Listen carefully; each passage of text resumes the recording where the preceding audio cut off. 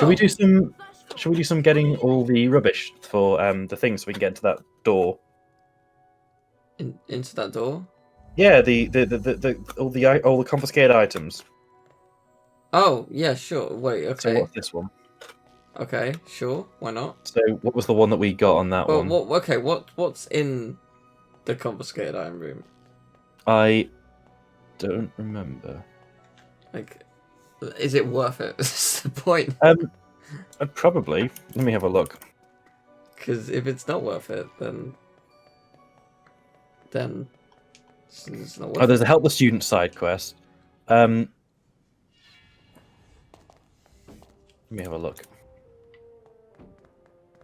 We got Transfiguration class. That's quite exciting. Yeah, it will be. I think you get a load of keys from there. I'm not sure what else you get. Oh, okay. There's like 5 or 6 cards in the confiscated storeroom, and I think that's it. I don't But need there's to. I'm satisfied with moving the plot forward. I'm intrigued. So this is McGonagall's class, usually. Yeah, this is. I'm intrigued to see if she's going to talk about the Heir of Slytherin, even though we've read it twice.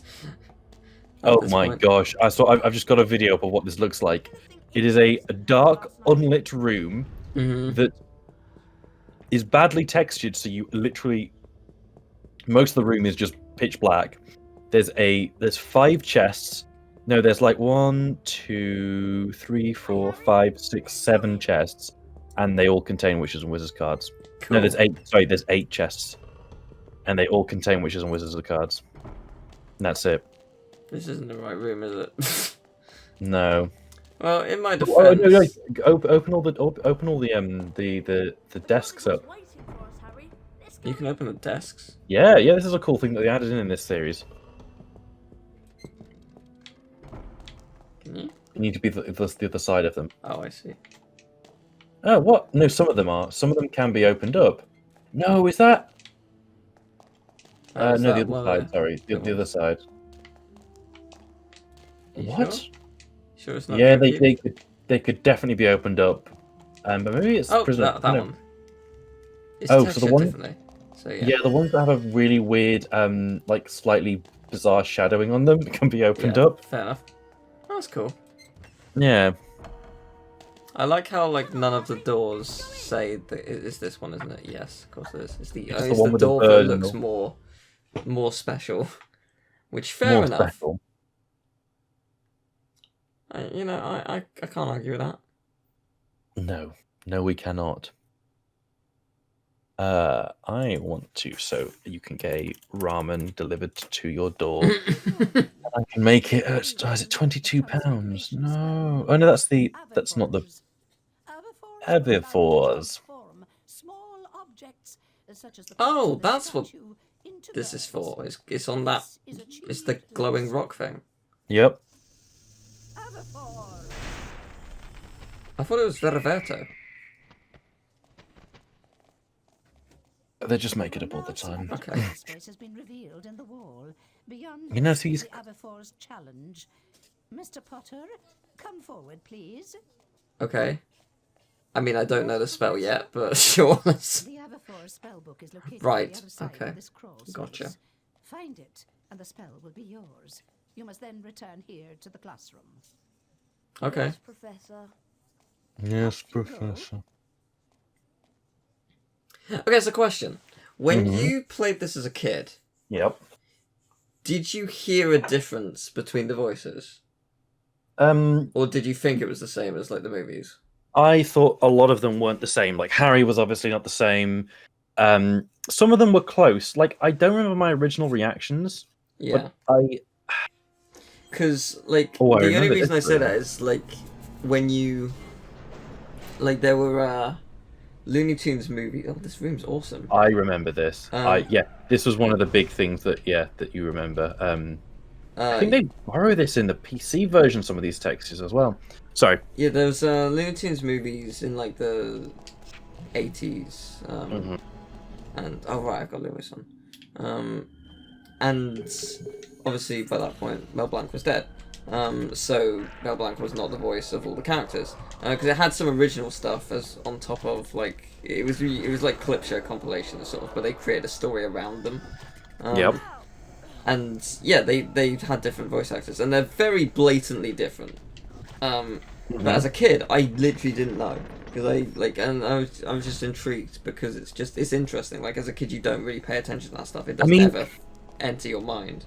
I think I'm a bit different because I've always been quite good with like picking voices when I recognize a voice in like voice acting stuff. Like maybe not know who they are, but I can be like, oh, I've heard that voice before. I know where is it from, which makes it interesting in some different like things. And I guess I'm quite good with music as well. But I don't know. I don't know how it would have been when I was a kid. I would assume that I was quite similar, but I don't actually know. Yeah, I mean, unfortunately, we weren't. We aren't a kid, so it's hard to know. But like, yeah, it is. But no, it's just something that I think is quite interesting. How like I wonder, like how much of what we love about it has changed over time because I mean, we're thinking about it in a different perspective or whatever. So here's something that I was like. So I was watching one of there's a channel called Monvidge's Gamer that I enjoy watching, and I find it quite fun to watch because usually their videos come out during lunchtime. So it's like a nice thing to do to watch lunch. Talks about emulation and all this old stuff. Anyway, one of the comments that I was reading was talking about how like when you start to up-res older games, you start to lose some of the magic of them, and there's a point where like the nostalgia's pretty much gone, and you're just playing a game for the sake of it. And do you find that like if you were to separate nostalgia from enjoying from playing an older game, would you still enjoy it? Like, do you enjoy playing them on the old hardware exactly as they were meant to be played, or do you find, oh, I don't mind playing this on a PC upscaled and making it look gorgeous? I don't mind playing games on a PC upscaled. Okay. Like playing it on the original console doesn't really matter to me personally. What I wouldn't say that like nostalgia is the only thing that makes me play a game though. Like an older game. Like obviously I'm gonna have some nostalgia towards the first Kingdom Hearts game, but I legitimately enjoy that. I still find the first Kingdom Hearts game is really good. Yeah, it's interesting because the first game is really flawed in comparison, technically speaking. Like it is a much stiffer game, but the world building is fantastic, and it's actually something that I really like about Kingdom Hearts 3 because it has like little random things to do that it's not repeated for a very long time. Like, you know what I really struggled with in Kingdom Hearts 1 was getting used to the jumping, especially when you had to beat like what's his name called again? Like Riku at the beginning and the jumping thing. That was really hard when I played it as a kid. It is difficult, but it feels satisfying when you get it. It's interesting. It's quite a challenging control scheme, but it feels really fun to play. Yeah. Well, talking about like upscales and stuff. Let's dive into a conversation which could be a point of contention depending on where you stand or where the viewer stands or whatever. And I'm gonna open this by saying this is just my opinion when we go into this. I don't like the fact you're doing that, but okay. Super Mario 3D All Stars or whatever it's called. Super Mario RPG, this is the only game just for me. Well, okay. So, do you want to go first, or do you want me to jump on this bandwagon? Okay, I mean, I do not mind. Oh, you prick. Okay. That was fucking close. I thought I was dead. Yeah, I'm glad that they're on the Switch. I think it's lazy. Painfully so. Describe to me why you think it's lazy. What is lazy about it? Okay. So it's just a port, more or less, Galaxy 2 isn't in it for some reason. Mm-hmm. Mario 64 is not widescreen. It is not 60 frames. If the camera angle controls are the exact same, I swear to fucking God. I'm surprised that they haven't done anything new in terms of graphics, because when you look at something like Spyro, they made 3 fully fledged games in a year and gave it this lick of paint that really, really works. It is stunning to look at. And I'm surprised they didn't do that with any of these. The fact that it ends on March the 31st for some reason. Why does it end on March the 31st for some reason? So, here's my idea of this, right? I am, first of all, if you want to play a good version of Super Mario 64, play the PC port. Yeah, well, that's the thing. The source code just got released. Well, actually, technically the source code didn't get released. They went through a really painstaking process of decompiling the source code, which basically meant that decompiling the code, and then they built source code around it. So it's what's called a clean room project, which is why Nintendo can't do anything about it ever, because if you have re-implemented the thing in a clean room with no original look at the source code, then there is no way that someone can say, well, it's really difficult to. It's why emulators aren't possible to be taken down until they contain code from the, like, that's why PCSX2 and EPSX have to ask you to go get the BIOS elsewhere, because there's no replacement for the BIOS, and the BIOS is copyrighted code. Everything else isn't. So the emulator can exist because it is a clean room implementation or re-implementation of the low-level or high-level APIs that the system uses, which is why they continue to be around, and it's great. But when documents come out that then show how the systems are made, if you look at those documents, you no longer can work on that project because it's no longer clean room. And that's what makes the big difference, and that's why Mario 64, the PC, well, not the PC version, but the recompiled source code is so great, but also it took such a long time to get to. But the thing is, it looks great. It runs in 60 frames. They've got it widescreen. Like, people have been making mods where it looks way cleaner and like upscaled or remade, and like, I'm just surprised that Nintendo has done absolutely nothing. Here's my take on it, and it's yes, we would have liked them to have done more. However, they never really stated that it was a remaster. They're a re-release, and so the ports are just straightforward ports.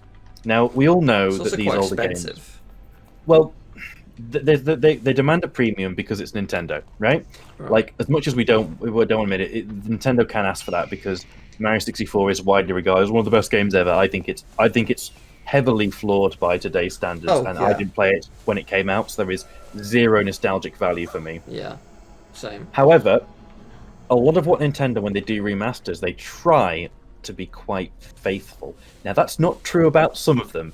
The Majora's Mask one had a fair slew of problems that made it pretty uncomparable to the original, like the Zora swimming mechanics, like the fucking twin mold boss, which was, in my opinion, one of the worst things to have happened to a boss in Zelda ever, because it basically made it awful. In fact, there's a glitch in that fight as well, which can reset the boss's health or something. Oh, jeez. It's awful, and there are lots of problems. There are people who've gone to fix them on the 3DS, patched them, and there are also people that have basically took those textures and put them in the N64 version, so you get the best of both worlds. But there are lots. For most people, they don't care. Majora's Mask is good, but it's because it's not a remake, right? They're just ports. So they're just trying to get them onto the most recent systems. Now, I'm not defending Nintendo. I think it's a pretty poor idea to charge £50 for 3 older games when Spyro 1, 2, and 3 probably took a lot more effort to get working. Yeah. And retailed for what, £30 when it first came out? But it's Nintendo, they know, and they've also time limited it. Now, what I think will happen when the time limiting ends, they will either release a version which doesn't have the music feature in it, which is awful. Who's going to listen to Switch music on the go? No one is. It's just a stupid thing they put in. Or they're going to sell each game on their own on the Switch, and this will be a limited edition thing, and you'll be able to buy them all. So Mario 64 might cost £25. Like Super Mario Sunshine might cost £50, and Mario Galaxy 1 might cost 50, and Mario Galaxy 2 might cost 50. You know, the normal expensive store. They might put Mario Galaxy 2 on. I'm really surprised Mario Galaxy 2 isn't included. Yep.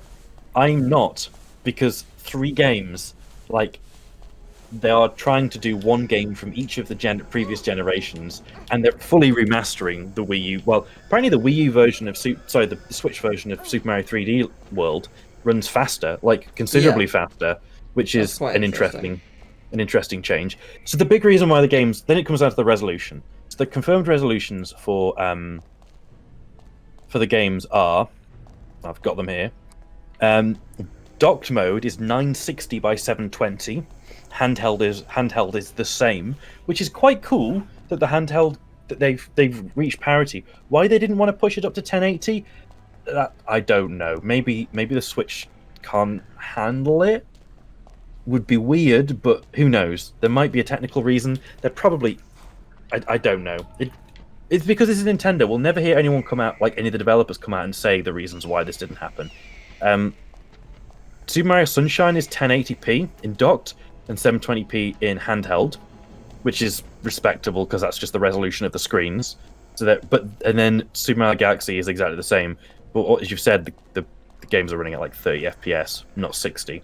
I think Sunshine and Galaxy might be. But maybe what, 60 or 30? It's 60, but 64 isn't. I would very much doubt that they are 60 FPS. Maybe Galaxy is 60 FPS. But the problem is, and this comes down to a lot of old games, a lot of older games, as we're aware, but, you know, not everyone is a lot of the games are tied, a lot of the things are tied to frame rate, like animations, score, timers. As we saw when Kingdom Hearts PS4 1.5, 2.5 got released, and there were quite a few things that were broken. Yeah. And that's okay, and that's why people don't always want to change them, because it starts to break the things. But, like, it doesn't mean... I know. I'm sorry. I didn't realize you could do that either. It doesn't explain why they haven't done it, though. Just because that's the reason why you can't quickly put them into up to 60 FPS doesn't mean you shouldn't do them. And it sounds like maybe someone was unwilling to make some, you know, fairly difficult, maybe easy decisions. Yeah, it's just really weird. I think the biggest problem for me is I've been spoiled by really great remasters, or remakes. And I think we've got to not look at them as remakes or remasters. Yeah. We've got to look at them as ports. And I think that's fine to look at them as ports, but it's so expensive. Yeah, it is. But you know why it's so expensive, don't you? Because of rip-off. Because it's limited edition. Well, yeah, but it's so dumb. I don't understand why it's limited. Because if it's limited edition, people will go out and spend money on it. But even the digital version. What? Even the digital? Yeah, because people will go out and spend. Like, if you say this is only around until the end of the 35th. Bastard! Is that it? Been trying to work out what the deal is, but okay. I don't remember this room, and I've not been helping you. No, I don't mind. It's not a big deal. He's gonna shoot him in his like little peenie with his. Oh gosh, I don't know. Oh, you probably have to use Aberforce or something. I'm aware of what I need to do. Ugh. Yeah. What the hell? I don't have time. I paused. So it's more the fact that the pause caused that to happen. There's just nothing like. There you go. Easy enough. But yeah, like I understand. Like I bought it straight away, and half of that was the hype that I. Like, Nintendo has always been a company which I have struggled to... Like, the problem is, I don't even like Super Mario 64. Galaxy was fun, but Galaxy has some flaws coming to the Switch. I really wanted Galaxy 2. Like, I think it's also, like, weird because it doesn't follow the trend of the first All-Stars game. Like, All-Stars was made for the SNES, and it takes the first 3 Mario games and changes their graphics, and oh Jesus, and like adds more levels and adds lost levels as well. It's just like, it's cool. Like, it's interesting. It adds value. Yeah, and like this just does nothing, and it's just really surprising, and it feels just lazy to me.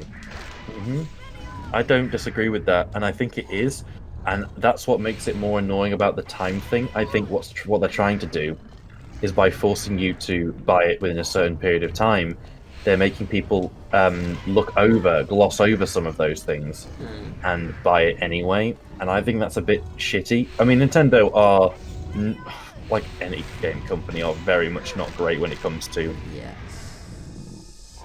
How far back? I don't want to know, I don't want to know. They're very bad when it comes to like consumer stuff. I mean, they've only recently started to allow you to oh, that's okay. They've only recently allowed you to like cancel pre-orders. Yeah, I heard about that. And it's the same thing. Like, Sony are now the only people that are not doing it, and that's unsurprising. And it's not surprising they're both Japanese companies either. Like, it's pretty shitty that, like, when you pre-order a game, you get charged for it instantly, and then they say that they've, like, you can't refund it because they've given you part of the digital product. Oh, it's like, no. You can. Okay, with Sony you can. You have to call up their customer services, but as long as you haven't downloaded it, you can. But they could have downloaded, like, preloaded something instantly. No, as long as you don't play it, it's fine. Because I had bought something and downloaded it, but I hadn't played it, and they allowed me. I guess the problem I have with that is that you can't. You have to ring them up. You have to physically call them. It's not perfect, but you can stop. Yeah, some people have had luck with it. Some people haven't. It really seems to depend. I don't know. Like, this is just another in the lineup, and it makes me worried because next year we've got the Zelda 25th, 35th anniversary. We've got Metroid's anniversary. We've got all these things. Yeah, it makes me wonder whether, because there's always been rumors for such a long time about the Metroid Prime release, right? And there's been loads of rumors about the Zelda one, which seems to be they're probably going to do Wind Waker, Twilight Princess, and Skyward Sword. Yeah. But this harks back to the problem that all Switch games have when moving on to... all Switch and Wii U games have when moving on to another console, right? Switch games Wii U games have the problem of going, well, if they're designed for the extra screen, then the experience is going to be, like, rubbish. What game recently got ported over to the Switch, from the Wii U, and seemed to have an inferior... I'm trying to think of what it was. I don't know. Oh, I can't remember. But there's always, like, some fairly not so great solution for fixing the second screen. And so I'm glad they never brought Nintendo Land to the Switch, because it would be pretty bad, unless it was like a 2-Switch game, which is ludicrous. The other thing, which is about, like, Wii games moving, is have you seen the controls about how you collect star bits? No. So, you can use the pointer to just waggle it, and that will sort of collect them all for you. I'm not sure how well it works for precision things, but if you're using it in handheld mode, it's the touch screen you have to use, right? Yes, I've seen that, yeah. So that makes it a little bit more difficult to draw on it, which is only one aspect of the game, sure, no problem. But when they bring Skyward Sword... This is very true. But when they bring Skyward Sword to the Switch, how are they going to do that? Because they are going to have to remove... Okay, Harry. Sorry, yeah. That was brilliant. That was great. They're gonna have to bring, like, what's it called? Oh, you can walk all the way around. Yeah. They're going to have to get rid of one of the core aspects of the game, which was, like, the sword mechanic. Yeah. And the fact that Wii Motion Plus is 1-to-1, which is probably still better than the Joy-Cons, and that is going to fundamentally change the game. And Nintendo have this problem. Like, when Nintendo brought... what's the game called? Oh, sorry. When Square Enix brought The World Ends With You to other consoles outside the DS, it lost something really kind of important to itself. And I wanted the Switch. the Switch version I was excited for. I bought it, I played it for 10 minutes, and I thought, oh, this control scheme's shit. And it put me off, and I haven't picked it up since. I'm surprised you're not as annoyed at 3D All Stars because of Scott Pilgrim. Oh, like, yeah, but like it's just going to encourage people to pirate it. Like, that's it. I'm not as bothered because it's not like, I don't think they're going to leave money on the table like this. I think they're going to jack up the prices, because if you think about it, £20, £20 for 64, 25 for Super Mario Sunshine, 25 for Galaxy, 25 for Galaxy 2. If they put them all for 30, that's instantly way more money than the package cost them. Yeah. I don't believe it's timed. I was really confused when they announced it as timed, but I think that's just timed for that package. I hope. Because if not, like, it's stupid. It's the same with the Mario Battle Royale thing. That's timed for some exactly. reason. Why? That was weird. Why? So there's one thing which I was kind of happy about, right? And that was Nintendo has finally realized that they have this huge series of games that they can do big events across and celebrate things. Like, we've got an event in Splatoon, we're going to do a Splatfest. Great. Maybe keep the Splatfest going to keep people interested in the game anyway, but have cool Splatfest like this. That's cool. We've got a thing going in Smash Bros. Great, bring people back into Smash Bros. Cool, you've got an event there. We've got an event in Mario Kart. We've got an event in this game that celebrates it. Great, so now you can't avoid the Mario 35th anniversary because it's everywhere all over Nintendo products. That's a great idea, and something it's taken them years and years and years and years to realize. And now they're there, it's marred by these weird decisions, like Mario 35 is only available for how many? Like, that is a very different game to Tetris 100. Yeah. Or Tetris versus whatever it's called. Tetris 99. Tetris versus 99. Like, that it's just a weird decision, and it makes me kind of sad because, like, there's no way that people are going, like, that's going to be lost in time, right? If that doesn't, like, get released afterwards. It seems weird. Like, Nintendo were charging X amount for their online service, which is still not great, but they're charging an amount for it. You don't get free games that you get from everything else, but you are getting free online experiences, and it just seems kind of... Well, the NES and SNES games, they're free games.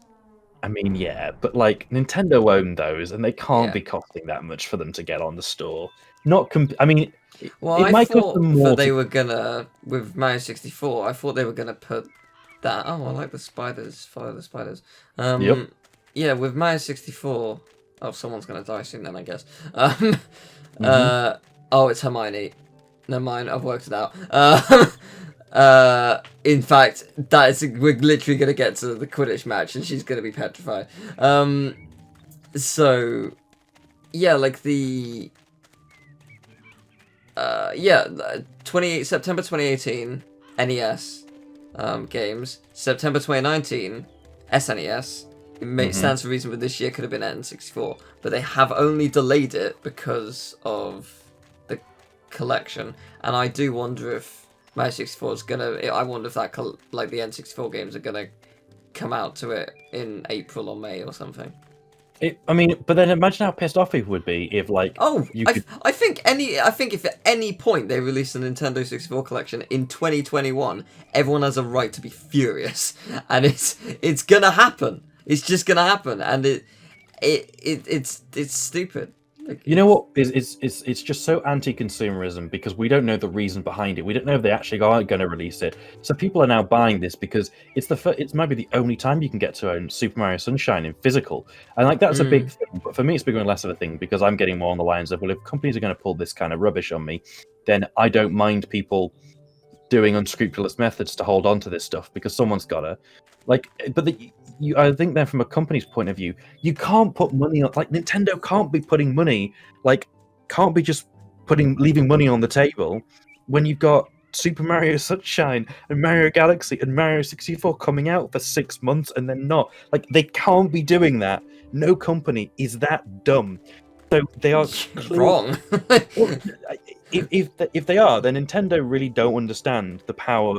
Well, they do, because I think they're abusing that power to create an artificial scarcity for a digital item, which is stupid. Because, well, maybe the physical edition limited, cool, that's fine. Yeah, you do physical, that, I can whatever. sort of get it, but like, Yeah, the artificial scarcity for a digital release that is they own the rights for in all the places is just scummy, and that's the only way for like, okay, I'm pissed off. Yeah, there you go. That's what you wanted. You wanted me to get pissed off. No, I just I'm wanted not to know happy with your it, opinion. but I bought it literally as soon as it was available in the Fair. Nintendo store, and I hate myself for it. No, I went enough. I went to bed and I thought to myself, "You're a fucking mug, David. No, You're a mug." you're not. Final thing I want to say about it. I'm sorry. No, final thing I want to say about it. I'm surprised that they didn't even tease some kind of new Mario game outside of Bowser's Fury being part of 3D World. You mean Bowser's Furry? No, yes. Yeah. Because, like, when you think about... Odyssey came out in 2017. Mm-hmm. Breath of the Wild also came out in 2017. Mm-hmm. So, and Breath of the Wild 2 got teased, like, what? Like, late 2018, maybe early 2019? That is obviously miles away from being complete. Not even vaguely close. And the same would apply to whatever. They're obviously working on a new 3D Mario game. They would be insane not to. Like, I'm surprised they didn't even tease something. Even if it's like, okay, this is coming in 3 years' time. They're just like, okay, it exists. Happy anniversary, you know? That's really surprising. It's kind of a shame. It's like, let's celebrate on the past. But, like, if they'd have not... I feel like people would have rather this come out previously, like all this other stuff, rather than holding it for some event. Because I mean, it's like it's just like the whole hype thing, isn't it? They're keeping it for this big event to create big hype, but I'd have rather it just come out and people could have enjoyed it whenever it was ready, rather than. Quite excited maybe for 3D World though. Pardon? Quite excited for 3D World though. I really like that. Yeah, game. I thought it was good fun, and while it was a bit slow, I really enjoyed the. Well, it won't be anymore. So... No, I know. And apparently it has online as well. Yeah, well, that's really cool. They're going to be making them all online because Nintendo want to maximize the time you spend in their games. So they're going to want to keep you coming back, like they did with Mario Kart, like they did, well, less so with Mario Kart, but like they did with Mario Kart Tour, like they're doing with Smash Bros. And sort of Splatoon, but they kind of fucked it up because they got rid of all their Splatfests.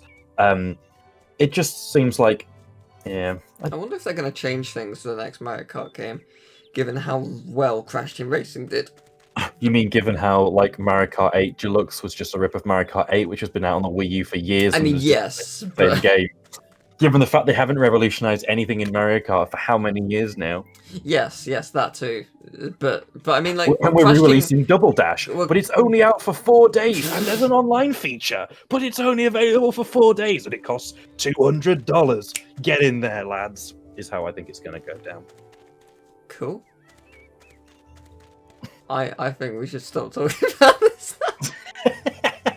That's an episode called the Angry Mario episode.